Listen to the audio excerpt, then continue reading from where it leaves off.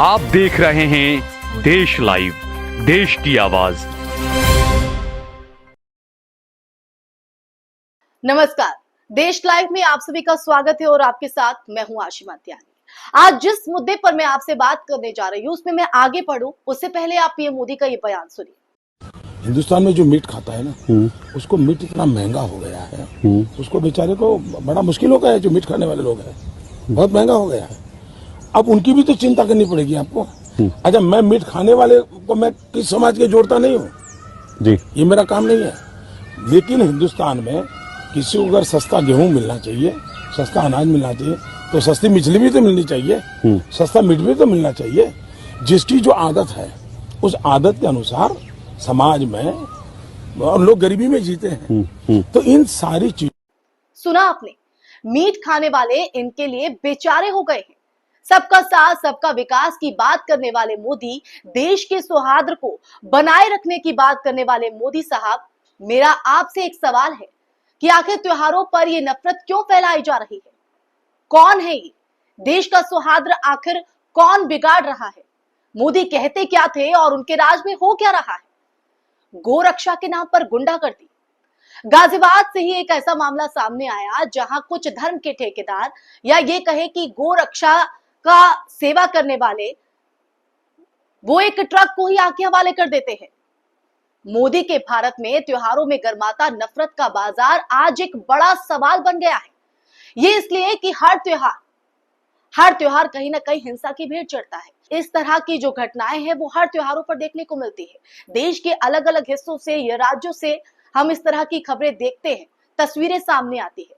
राष्ट्रीय स्तर की लड़ाई शुरू हो जाती है, चाहे वो रमजान हो या फिर रामनवमी। इस तरह की जो तस्वीर है वो तनावपूर्ण जो स्थितियां हैं वो देखने को मिलती है, जो दिल को झकझोर देती है। आज बकरी ईद है, यानी ईद अल अजहा, जो मुस्लिम धर्म के प्रमुख त्योहारों में से एक है। इसे बकरीद भी कहा जाता है। इस त्योहार को कुर्बानी का प्रतीक माना जाता है। बकरीद को लेकर एक तरफ जहां उत्साह देखा जा रहा है तो वहीं बहुत सारी हिदायतें और सियासत भी यहां पर हो रही है। क्यों? ये सवाल है। कुर्बानी के त्योहार पर मजहबी तकरार इतनी ज्यादा बढ़ गई है कि सियासी तनातनी छिड़ी हुई है। चाहे हम उसमें किसी को भी ले लें, कई धर्मगुरुओं और बीजेपी नेताओं ने बकरीद पर कुर्बानी का विरोध किया है। तो कई नेताओं की अगर बात करें तो कई नेताओं ने कुर्बानी के खिलाफ धमकी भरे अंदाज में बयान दिए हैं और इन्हीं बयानों ने बकरी ईद पर सियासी माहौल को बढ़ाया हुआ है, सियासी ताप को बढ़ा दिया है और हर किसी के जहन में कई तरह के सवाल खड़े कर दिए हैं। सौहार्द को लेकर कई राज्यों में बकरी ईद से पहले तीखे बयानों का दौर चल पड़ा है। इस बीच दिल्ली सरकार की तरफ से एडवाइजरी जारी की गई है, जिससे आप सब वाकिफ होंगे कि गाय, बछड़े, ऊंट और अन्य प्रतिबंधित जानवरों की कुर्बानी और सार्वजनिक जगहों पर कुर्बानी पर रोक लगा दी है। अब ऐसे में मसला यह है कि त्योहार कोई भी हो, हिंदू हो या मुस्लिम, भीड़ के लिए भड़काऊ भाषण देना, नफरत और बेरोजगारी जैसे मुद्दों से ध्यान भटकाकर ऐसा माहौल बनाना जिससे हिंदू मुस्लिम भाईचारा, देश का जो आपसी सौहार्द है वो बिगड़े, यही तो मोदी सरकार का भारत है। क्या यही मंशा है? अपने भद्दे और द्वेषपूर्ण रूप में मृतकों के आधार पर चलन की एक भयानक तुच्छ प्रवृत्ति के साथ मोदी शासन और प्रशासन काम करता है, जो दिखता भी है और ये विडंबना भी है। ये विडंबना ये है कि वो कहीं ना कहीं माहौल को बिगाड़ता है। ये विडंबना ये है कि भगवान अल्लाह, यीशु के नाम पर ये सब कुछ किया जाता है, धर्म के नाम पर ये सब कुछ हो रहा है, मर्यादा पुरुषोत्तम भगवान के राम पर किया जाता है। ऐसे में माहौल में कहीं ना कहीं उनका एक आदर्श भाई पुत्र वाला रूप भी कहीं ना कहीं खोता हुआ नजर आ रहा है। ये बात गौर फरमाने वाली है और हम सबको समझने वाली भी है, क्योंकि हम लोग ही इसका शिकार बनते हैं।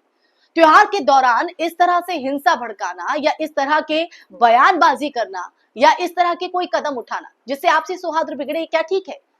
हिंसा की धमकी देना, नकारात्मक माहौल बनाया जाना, ये मोदी पर एक कलंक की तरह ही है, जिसने असुरक्षा, भय और घृणा को प्रेरित किया है और उन भावनाओं को अपनी ताकत के दम पर पोषित किया है। इन युवा बेरोजगार पुरुषों और उनके समुदायों और परिवारों को ही दुखद क्षति की गिनती जो है वो यहाँ पर नहीं की जा सकती। ऐसे कितने न जाने मामले सामने आते हैं जब जब त्योहार आते हैं, चाहे वो हिंदू हो या मुस्लिम हो, जिसका शिकार सिर्फ हम या आप, हमारे अपने ही बनते हैं। इस माहौल के बीच मशहूर जर्मन कवि ने, नाम आपको याद होगा, हेनरिक हाइम, उनकी एक लाइन जो है वो सटीक साबित होती नजर आती है। जहां वे किताबें जलाते हैं वहीं वे लोगों को जलाते हैं, और हो भी शायद यही रहा है। त्योहारों का मौसम हो या चुनाव का मौसम, नफरत का एक ऐसा माहौल तैयार होता है जो हमें राष्ट्र की स्थापना करने वाले लोकतांत्रिक मूल्यों से दूर ले जाता है, कोसों दूर ले जाता है।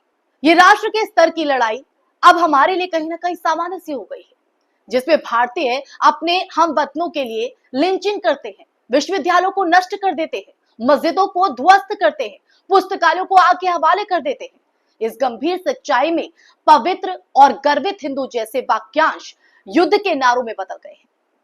2014 से पहले उनका कुछ अलग ही मायने होगा, उनका अलग ही मतलब रहा होगा, लेकिन मोदी ने इनके मायनों को बदल दिया है। यह आपको भी समझना होगा।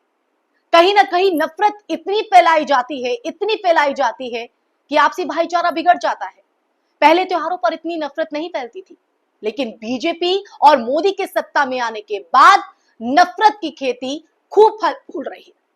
क्यों? क्योंकि कहीं ना कहीं आप और हम जैसे लोग अंधभक्ति में भूल जाते हैं कि हम क्या थे, हमारे सिद्धांत क्या थे, भारत की पहचान क्या थी। और सत्ता के सियासतदानों से भी मैं यही कहना चाहूंगी कि आप ये जो नफरत का बाजार गर्म करते हैं सिर्फ अपनी एक गंदी राजनीति को चमकाने के लिए, सिर्फ अपने आप को मजबूत बनाने के लिए, आप इसमें देश के सिद्धांत को ना खोएं। हमारा देश लोकतांत्रिक देश है जिसमें हर किसी को आजादी है अपनी अभिव्यक्ति की भी और हर तरह के त्योहार मनाने की भी। ठीक है, गाइडलाइंस आप जारी करते हैं, लेकिन उसको भी एक दायरे में रखकर। क्या पहले त्योहार नहीं बनते थे? पहले साथ में ईद भी मनाई जाती थी, दिवाली भी मनाई जाती थी, लेकिन अब क्यों ये हिस्सों में बांटा जा रहा है? मंचों पर तो आप बड़ी बड़ी बातें करते हैं, बड़ी बड़ी अपनी हाँकते हैं, लेकिन जब ये धरातल पर उतारने की बात आती है तब कहां हैं आप मोदी जी? ये सवाल सीधे तौर पर न सिर्फ मैं देश के पीएम से बल्कि लोगों से भी कर रही हूं। हम राजनीति का शिकार क्यों हो जाते हैं? हम त्योहारों को राजनीति में क्यों बदल देते हैं?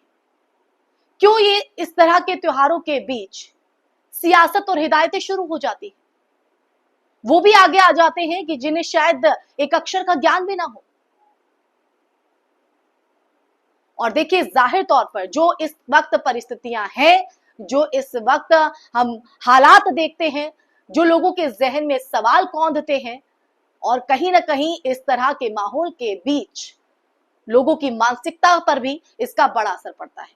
तो मैं तो यही कहूंगी कि आप अपने विवेक से काम लीजिए। इन सियासतदानों जो झूठ की राजनीति करते हैं, जो आपके हित की बात तो करते हैं लेकिन आपका हित का करेंगे नहीं, और जब करने की बारी आएगी तो पता नहीं कहां उनकी जो स्थिति है वो डामाडोल हो जाती है, वो बत्ती गुल हो जाती है। तो त्योहार मनाइए। त्योहार आपसी सौहार्द के लिए होता है, आपसी प्यार के लिए होता है। हर त्योहार हमें कुछ ना कुछ सिखाता है।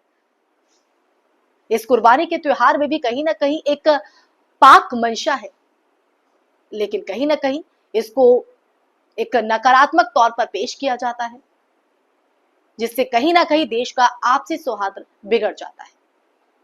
लेकिन एक बात तो साफ है कि बीजेपी, या यूं कहें कि जो बात करते हैं कि हम 24 घंटे हमें काम करना चाहिए, जो बात करते हैं कि एक चाय वाला किस तरह से एक कुर्सी के महत्व को कम करता है, जो खुद को चौकीदार बताता है, जब देश में त्योहार पर इस तरह की मानसिकता या इस तरह का माहौल होता है, तब कहां होते हैं आप? तो ये सीधे तौर पर जाहिर करता है कि बीजेपी और मोदी के सत्ता में आने के बाद नफरत की जो खेती है वो खूब फल फूल रही है। इसे फल फूलने मत दीजिए। नमस्कार।